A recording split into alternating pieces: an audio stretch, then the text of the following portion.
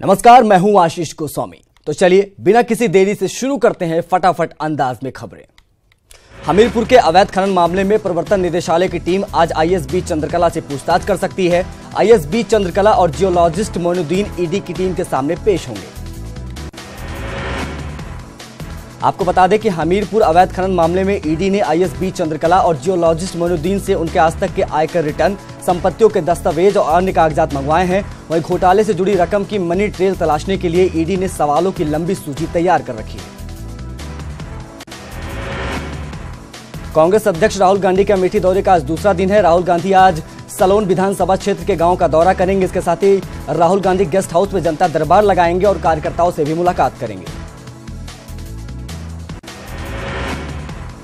अमेठी दौरे में राहुल गांधी ने केंद्र सरकार पर निशाना साधा। उन्होंने आरोप लगाया कि सरकार ने 15 लोगों का 3.5 लाख करोड़ रुपया माफ किया, लेकिन कांग्रेस सत्ता में आएगी तो भगोड़ों का नहीं बल्कि किसानों का कर्ज 10 दिन के अंदर माफ करेगी। राहुल गांधी ने राफेल को लेकर भी सरकार को घेरा।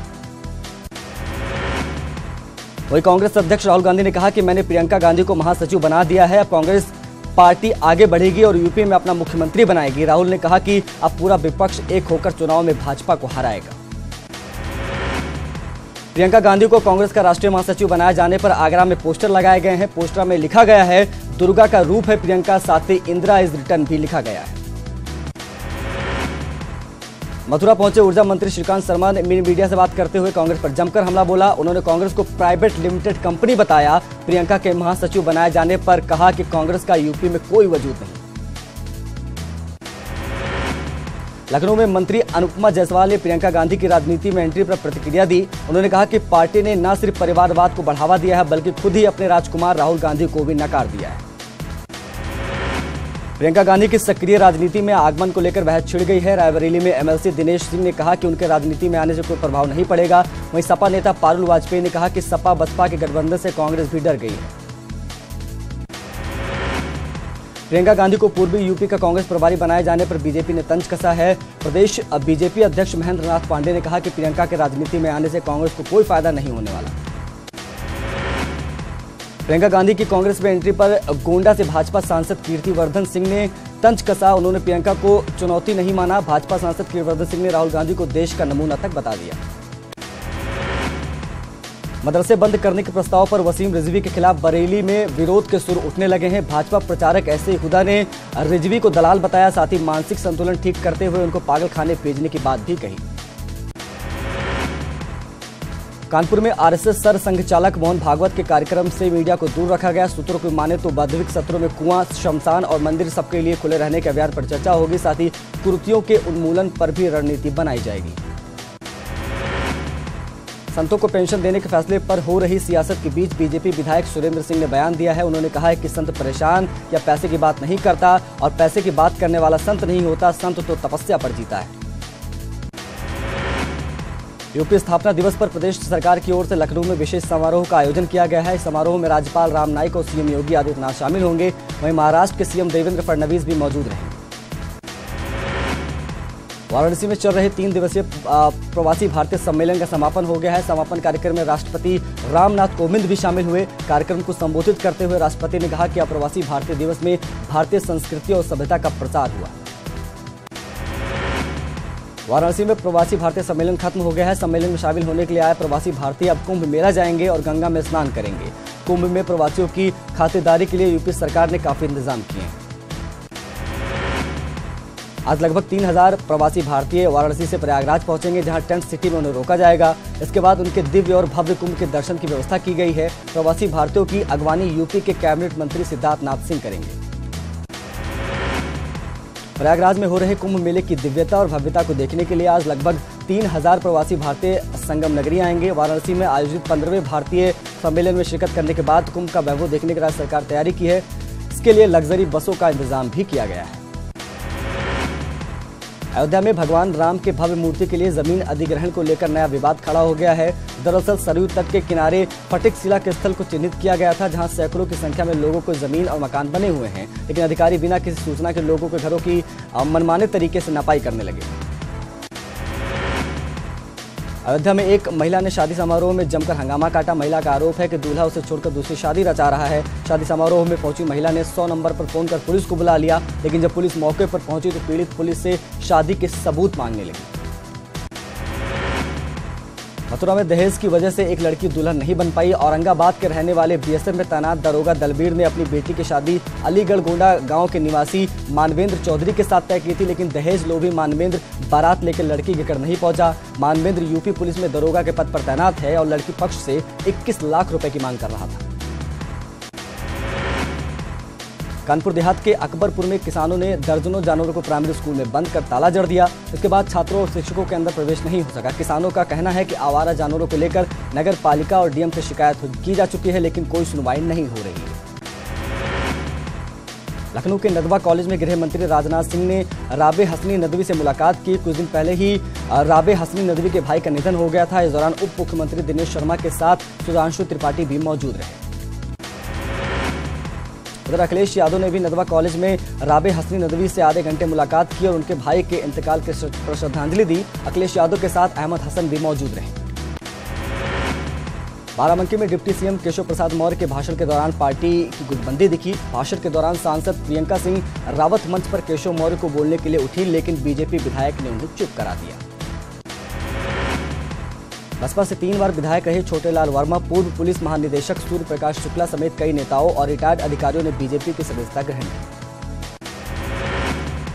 मायावती पर अमर्यादित टिप्पणी मामले में बीजेपी विधायक साधना सिंह पर केस दर्ज होगा। चंदौली एसपी ने कहा कि SC/ST एक्ट समेत अन्य किसी भी आधार पर आपराधिक मामला नहीं बनता है। मेरठ के अब्दुल्लापुर में लॉटरी के 2.5 लाख रुपए के विवाद में 2 पक्षों में जमकर खूनी संघर्ष हुआ। फायरिंग और पथराव में एक बुजुर्ग गंभीर रूप से घायल हो गए। हमले का वायरल वीडियो कुछ ही दिन पहले का बताया जा रहा है। बलिया में रेलवे स्टेशन पर बिहार का एक शख्स ट्रेन से फिसल कर गिर गया। ट्रेन के गुजरने के बाद ट्रैक पर तड़प रहे व्यक्तियों को जीआरपी ने CHC सियर पहुंचाया, जहां घायल का इलाज किया जा रहा है। गणतंत्र दिवस के मद्देनजर मुजफ्फरनगर में अलर्ट जारी किया गया है। इसको लेकर बम स्क्वाड, डॉग स्क्वाड और पुलिस बल के साथ अधिकारियों ने चेकिंग अभियान चलाया। अभियान के दौरान बस स्टैंड, रेलवे स्टेशन, संदिग्ध जगहों और वाहनों की चेकिंग की गई। प्रतापगढ़ में नगर कोतवाली के सदर बाजार में मार्बल व्यवसायी की गोली मारकर हत्या कर दी गई। वारदात के पीछे की वजह अभी तक साफ नहीं हो सकी है। बड़े व्यवसायी की हत्या से पुलिस के खिलाफ लोगों में आक्रोश है। घटना के वक्त व्यवसायी अपनी दुकान बंद करने की तैयारी कर रहा था। शाहजहांपुर में 6 साल के बच्चे का अपहरण कर उसकी बेरहमी से हत्या कर दी गई। हत्यारों ने वारदात के बाद उसके शव को नदी किनारे फेंक दिया। बच्चे के सिर पर चोटों के निशान थे और उसकी उंगलियों के नाखून भी निकाले गए थे। मामला सेहरा मऊ दक्षिणी के भरगवा गांव का है। सोनभद्र के घोरावाल कोतवाली इलाके में भालू के हमले से एक आदिवासी युवक बुरी तरह घायल हो गया। घायल युवक को सामुदायिक स्वास्थ्य केंद्र घेरावल से जिला अस्पताल रेफर कर दिया गया, जहां डॉक्टरों ने उपचार के बाद उसे वाराणसी ट्रामा सेंटर के लिए रेफर किया। सीतापुर में एक शख्स ने पीएम मोदी से अपनी किडनी बेचने की इजाजत मांगी। यही नहीं, उसने पीएम मोदी से खरीदारी भी उपलब्ध कराने की गुहार लगाई ताकि 5 लाख जुटाकर डाक टिकट को जारी कराने में खर्च कर सके। राजा टोडरमल संस्था के संस्थापक संजय पुरी ने पीएम मोदी को ईमेल कर इसकी जानकारी दी। कन्नौज में जलालाबाद ब्लॉक के सामुदायिक स्वास्थ्य केंद्र के बाहर लाखों रुपए की दवाइयां जला दी गईं। ये दवाइयां गरीब मरीजों के मुफ्त दी जाने वाली थीं। डीएम ने पूरे मामले की जांच कर कड़ी कार्रवाई करने की बात कही है। जालौन के प्राथमिक स्वास्थ्य केंद्र अबवई में डॉक्टरों का कारनामा सामने आया। डॉक्टरों ने प्रसूता और उनके परिजनों को बाहर का रास्ता दिखा दिया, जिसके बाद महिला ने अस्पताल परिसर में जमीन पर ही एक बच्ची को जन्म दिया। एमसीओ डॉक्टर BM खेरे का कहना है कि संबंधित डॉक्टर और स्टाफ के विरुद्ध कार्रवाई की जाएगी। सीतापुर में अवैध कब्जों की बाढ़ है और इसी को लेकर जिला प्रशासन और नगर पालिका अध्यक्ष राधेश्याम जायसवाल के बीच तनातनी बनी हुई है। शासन ने एक बार फिर पालिका अध्यक्ष की शक्तियों पर पाबंदी लगा दी है। बरेली में निदा खान के खिलाफ जारी हुए फतवे के बाद पुलिस ने अब दोनों मुकदमों में चार्जशीट दाखिल कर दी है। पहली FIR निदा खान को इस्लाम से खारिज कर सामाजिक बहिष्कार का फतवा पर दर्ज करने की गई थी, जबकि दूसरा FIR उनकी चोटी काटने की धमकी को लेकर दर्ज की गई थी। बस्ती के लालगंज थाने में तैनात 2 सिपाहियों का घूस लेते वीडियो वायरल हो रहा है। आरोपी सिपाहियों की पहचान परमानंद और संजय के रूप में हुई। वीडियो वायरल होने के बाद दोनों सिपाहियों को निलंबित कर दिया गया है। गाजियाबाद में पिछले 3 दिनों से हड़ताल पर बैठे संविदा कर्मियों का धरना जारी है। उन्होंने सरकार को बुद्धि सुधारने के लिए हवन भी किया। सीएमओ कार्यालय पर बैठे कर्मचारियों का आरोप है कि सरकार उनकी मांगों को अनसुना कर रही है।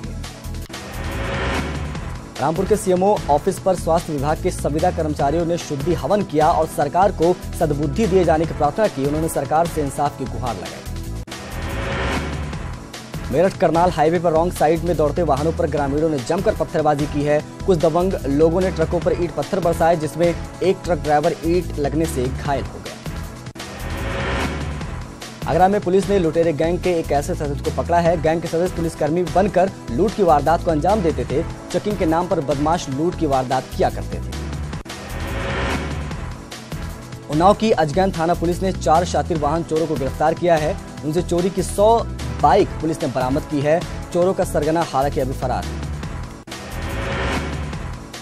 आगरा के थाना सिकंदरा क्षेत्र में इंजीनियरिंग कॉलेज में 41 लाख नगद रुपए की चोरी हुई है। इस मामले में पुलिस ने कॉलेज के चौकीदार और उसके परिवार को गिरफ्तार किया है। उनके पास से 30 लाख रुपए बरामद हुए।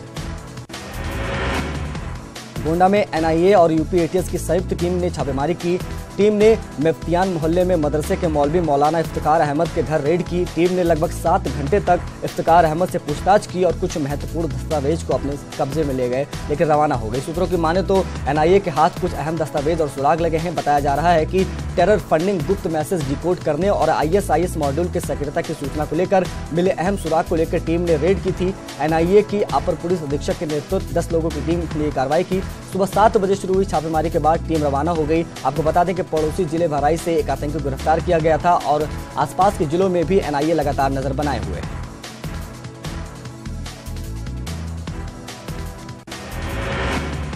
हमीरपुर में तीसरे दिन भी सीबीआई की छापेमारी जारी रही। सीबीआई टीम ने अवैध खनन से जुड़े कागजों की पड़ताल की। वहीं हमीरपुर में रहने वाले अधिकतर आरोपी परिवार के साथ फरार हैं। बागपत के खेकड़ा में एनजीटी के नियमों का उल्लंघन करने पर 2 फैक्ट्रियों को सीज कर दिया गया। जिला प्रशासन और मेरठ की प्रदूषण विभाग की टीम ने कार्रवाई की। इस फैक्ट्री के जरिए आसपास के पानी और फसल दूषित हो रहा था। सोनभद्र की दुद्दी विधानसभा से अपने दल के विधायक ने अवैध खनन के विरोध में सैकड़ों ग्रामीणों के साथ धरना दिया। विधायक ने चेतावनी दी है कि 15 दिन में सुनवाई नहीं हुई तो विधानसभा के सामने धरना देंगे। सहारनपुर के दारुल उलूम देवबंद ने अपने छात्रों के लिए एक सर्कुलर जारी किया है। सर्कुलर में छात्रों को गणतंत्र दिवस पर अनावश्यक बाहर घूमने फिरने पर पाबंदी लगाई है। दारुल उलूम ने छात्रों से लोगों को अनावश्यक बहस में भी बचने को कहा है। शाहजहांपुर में सपा नेता विजेंद्र यादव के बेटे की गुंडे का वीडियो वायरल हुआ है, जिसमें एक युवक पर तमंचा लहराते हुए फायरिंग की गई। गनीमत रही कि मिस फायर के चलते युवक बच गया। पुलिस ने सपा नेता के बेटे समेत 3 पर केस दर्ज किया है। फर्रुखाबाद जिलाधिकारी कार्यालय में एक युवक ने जहर खा लिया। अनफानन में युवक को लोहिया अस्पताल में भर्ती कराया गया, जहां उसका इलाज चल रहा है। पीड़ित का आरोप है कि घूसखोरी से तंग आकर उसने ये कदम उठाया है। गाजियाबाद के खोड़ा इलाके में गन्ने के रस से बनी खीर खाने से एक पूरा परिवार बीमार हो गया। बीमार लोगों में एक गर्भवती महिला भी थी, जिसमें गर्भ में पल रहे बच्चे की मौत हो गई। वहीं घटना में 9 साल की मासूम बच्ची की भी मौत हो गई। फतेहगढ़ कोर्ट परिसर में एक वारंटी युवक की मौत हो गई। बताया जा रहा है कि 3 दिन पहले एक विवाद में हमलावरों ने उसे चाकू मारकर घायल कर दिया था, जिसके चलते उसकी मौत हुई। पुलिस पोस्टमार्टम रिपोर्ट का इंतजार कर रही है। आगरा में धारा 144 के बीच शिव सैनिकों ने जुलूस निकाला और तलवारें लहराई। शिवसेना ने बाला साहब ठाकरे के सम्मान में जुलूस निकाला था। आपको बता दें कि आज शहर में केंद्रीय मंत्री नितिन गडकरी भी मौजूद थे। यूपी बोर्ड परीक्षा के लिए प्रश्न पत्रों के पहुंचने का सिलसिला शुरू हो चुका है। 7 फरवरी से शुरू होने वाली यूपी बोर्ड परीक्षा में इस साल 58 लाख से अधिक छात्र छात्राएं पंजीकृत हैं। इस साल सभी 75 जिलों में कोडिंग वाली आंतरशिट भेजी जा रही है। अयोध्या में सुभाष चंद्र बोस की 122वीं जयंती मनाई गई। कार्यक्रम का आयोजन नेताजी सुभाष चंद्र बोस राष्ट्रीय विचार मंच ने किया। इस मौके पर बोस को राष्ट्रीय पुरुष घोषित करने की मांग की गई। संत कबीर नगर में बनकटिया गांव के पास बन रहे जेल को निरीक्षण किए बिना ही कारागार मंत्री जय कुमार सिंह जैकी लौट गए। जेल को 2017 में ही बनकर तैयार हो जाना था, लेकिन अब तक काम अधूरा ही है। आगरा के कमिश्नर अनिल कुमार अपने 1 दिवसीय दौरे के तहत फिरोजाबाद पहुंचे, जहां उन्होंने शिकोहाबाद के खंड विकास कार्यालय और कोतवाली शिकोहाबाद का इंस्पेक्शन किया। इस दौरान उन्होंने कई अभिलेखों का बारीकी से निरीक्षण भी किया। कमिश्नर ज्यादातर व्यवस्था से संतुष्ट थी। मऊ जिले में बेटी पढ़ाओ बेटी बचाओ रैली में कई स्कूलों के छात्राओं ने हिस्सा लिया। रैली के माध्यम से बेटियों की सुरक्षा, सम्मान और भ्रूण हत्याओं पर रोक लगाने का संदेश दिया गया। जिलाधिकारी प्रकाश बिंदु ने रैली को हरी झंडी दिखाकर रवाना किया।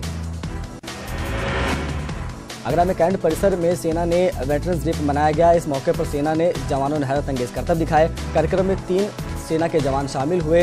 वेटरन्स डे के मौके पर वीर नारियों को भी सम्मानित किया गया। उत्तराखंड में जिला सहकारी बैंकों के लिए इसी हफ्ते 442 पदों पर भर्तियों के लिए विज्ञप्ति जारी हो सकती है। ये रिक्तियां cashier, senior branch manager, junior branch manager और डीजीएम के पदों के लिए जारी होंगी। उत्तराखंड के सुभारती मेडिकल कॉलेज के छात्रों को सुप्रीम कोर्ट से बड़ी राहत मिली है। सुभारती मेडिकल कॉलेज के स्टूडेंट्स राज्य के ही 5 बाकी मेडिकल कॉलेज में पढ़ेंगे, जिनमें 3 सरकारी और 2 प्राइवेट मेडिकल कॉलेज शामिल हैं। प्रियंका गांधी को कांग्रेस में महासचिव बनाए जाने पर बीजेपी के उत्तराखंड प्रदेश प्रभारी श्याम जाजू ने कहा है कि कांग्रेस में एक ही परिवार की चलती है। श्याम जाजू ने कहा कि गांधी परिवार से ही इस पार्टी का वारिस तय होता है। चमोली के थराली में ब्लॉक प्रमुख के पद पर विवाद बढ़ता जा रहा है। जिस क्षेत्र में पंचायत सीट से ब्लॉक प्रमुख चुनकर आए हैं वो अब तक अस्तित्व में ही नहीं है। उसका विलय निकाय में हो गया है, लेकिन डीएम के नोटिस भेजने के बाद भी ब्लॉक प्रमुख अपने पद पर बने हुए हैं। लोकसभा चुनाव के लिए उत्तराखंड बीजेपी पूरी तरह से चुनावी मोड में आ गई है। बीजेपी के राष्ट्रीय अध्यक्ष अमित शाह 2 फरवरी को उत्तराखंड दौरे पर आ रहे हैं। राष्ट्रीय अध्यक्ष के दौरे को लेकर प्रदेश अध्यक्ष अजय भट्ट की अध्यक्षता में बैठक आयोजित की गई। बीजेपी के पूर्व संगठन महासचिव संजय कुमार के साथ साथ अब उनके नजदीकियों की भी मुश्किलें बढ़ती दिख रही हैं। पीड़िता ने अपने 164 के बयानों में संजय कुमार के कई कार्रवाइयों पर भी गंभीर आरोप लगाए हैं, जिसमें आरोपी का साथ देने और चुप रहने के लिए दबाव बनाने जैसे आरोप लगे हैं। एक आईटीआई कार्यकर्ता से झबरेड़ा विधायक देशराज कर्णवाल के जाति प्रमाण पत्र की जानकारी मांगी है, जिसको लेकर तहसीलदार मनजीत सिंह ने कई बिंदुओं पर जांच उपलब्ध कराने के आदेश दिए हैं। आपको बता दें कि विधायक पर पूर्व में भी अलग अलग प्रमाण पत्र बनाने के आरोप लगे हैं। मुख्यमंत्री त्रिवेंद्र सिंह रावत ने सभी विभागों में हो रहे विकास कार्यों की समीक्षा की। इस दौरान सीएम त्रिवेंद्र रावत ने कहा कि फाइलों के मूवमेंट में तेजी लाएं, साथ ही जनता से जुड़े मामलों को प्राथमिकता देने की भी बात सीएम ने कही। बागेश्वर में कांडा तहसील के जठाई गांव के प्राथमिक विद्यालय में बिजली गिरने से 16 बच्चे, 2 शिक्षक और 1 परिचारक मामूली रूप से झुलस गए। हादसे के वक्त स्कूल में अफरा तफरी का माहौल हो गया। उत्तराखंड में अब महिलाओं को आसानी से शराब की दुकानों के लाइसेंस नहीं मिलने वाले। आपको बता दें कि प्रदेश में 113 दुकानों के लाइसेंस महिलाओं के नाम पर अलॉट है, जिनको उनके पति, भाई या रिश्तेदार चला रहे हैं, लेकिन इस साल से झटका लग सकता है। पिथौरागढ़ पुलिस ने एंटी ड्रग्स टास्क फोर्स के साथ मिलकर सिनेमा लाइन में स्मैक के साथ 2 युवकों को गिरफ्तार किया है। युवकों के पास से पुलिस ने 5 ग्राम स्मैक पकड़ी है। दोनों आरोपियों को पुलिस ने एडीपीएस एक्ट के तहत जेल भेज दिया है। अगर आप देहरादून से हरिद्वार, ऋषिकेश या किसी दूसरी जगह जा रहे हैं तो अनजान और प्राइवेट वाहनों से सावधान हो जाएं। इन दिनों दून में यात्रियों के साथ ठगी करने वाला बड़ा गिरोह सक्रिय हो गया है, जो कम किराए का लालच गाड़ी में बिठा लेता है और फिर लूटपाट की घटना को अंजाम देता है। उत्तरकाशी में पौराणिक माघ मेला का समापन हो गया। माघ मेले में लोक संस्कृति की झलक देखने को मिली। वहीं उपला टकलोर की महिलाओं ने पारंपरिक वेशभूषा के साथ फैशन शो किया। महाराष्ट्र एटीएस ने मुंब्रा, ठाणे और औरंगाबाद के कई इलाकों में छापेमारी कर एक नाबालिग समेत 9 लोगों को गिरफ्तार किया है। एटीएस के मुताबिक सभी की गिरफ्तारी आतंकी संगठन आईएसआईएस से जुड़े होने के शक में की गई है। 2002 के नरोदा पाटिया दंगा मामले में सुप्रीम कोर्ट ने 4 दोषियों को जमानत दे दी है। कोर्ट ने कहा है कि इनकी सजा पर विचार करने की जरूरत है। आपको बता दें कि इन सभी को आगजनी दंगा फैलाने के मामले में गुजरात हाईकोर्ट ने 10 साल की सजा सुनाई है। भारत सरकार ने अंडरवर्ल्ड डॉन दाऊद इब्राहिम के भतीजे सोहल कास्कर को यूएस से लाने की प्रक्रिया पूरी कर ली है। अगले हफ्ते मुंबई क्राइम ब्रांच की टीम अमेरिका जाने वाली है, जहां से सोहेल कास्कर को भारत वापस लाया जाएगा। दिल्ली पुलिस की साइबर विंग ईवीएम हैक करने के आरोपों को तफ्तीश करेगी। इसको लेकर पार्लियामेंट स्ट्रीट थाने पर मामला दर्ज किया गया है और साइबर विंग की एक टीम विशेष तौर पर इस मामले की जांच में लगाई गई है। त्रिपुरा के उनाकोटी में हिंदू जागरण मंच और बीएचपी की ओर से घर वापसी कार्यक्रम का आयोजन किया गया, जहां 22 परिवारों के 96 ईसाई लोगों ने फिर से हिंदू धर्म को अपना लिया। इस मौके पर भजन कीर्तन का आयोजन भी किया गया था। सरकारी नौकरी की तलाश करने वालों के लिए खुशखबरी है। जल्द ही भारतीय रेलवे करीब 4 लाख युवाओं की नियुक्ति करने वाली है। रेल मंत्री पीयूष गोयल ने जानकारी देते हुए कहा कि रेलवे में करीब 3 लाख पद खाली हुए हैं। साथ ही गोयल ने कहा कि पहली बार आर्थिक रूप से कमजोर लोगों को आरक्षण का भी फायदा मिलेगा। ईवीएम मामले पर सीएम नीतीश का बयान सामने आया है। नीतीश ने कहा है कि ईवीएम बिल्कुल ठीक है, जो बात कही जा रही है उसमें वो सहमत नहीं है। सीएम ने कहा कि ईवीएम ने मतदान प्रणाली को और मजबूत किया है। मुकेश अंबानी के नेतृत्व वाली रिलायंस रिटेल ने दुनिया के टॉप 100 कंपनियों में अपनी जगह बना ली है। डेलॉयट की सूची में शामिल होने वाली रिलायंस रिटेल पहली भारतीय कंपनी बनी है। रिलायंस रिटेल ने एक और छलांग लगाते हुए दुनिया की सबसे तेज वृद्धि करने वाली टॉप 50 कंपनियों में 6ठा स्थान हासिल किया है। नेताजी सुभाष चंद्र बोस की 122वीं जयंती पर लाल किले में पीएम मोदी ने सुभाष चंद्र बोस संग्रहालय का उद्घाटन किया। इस संग्रहालय में सुभाष चंद्र बोस और आजाद हिंद फौज से जुड़े सामान को प्रदर्शित किया गया था। इस संग्रहालय में लकड़ी, कुर्सी और तलवार के अलावा आईएनए से संबंधित पदक, बैज, वर्दी और अन्य वस्तुएं शामिल हैं। दिल्ली में आईटीबीपी की डीआईजी अपर्णा कुमार ने अपनी उपलब्धि को मीडिया के सामने बताया। वो साउथ पोल तक जाने वाली पहली महिला आईपीएस हैं। अपर्णा ने यहां बर्फ पर साइकिलिंग भी की थी।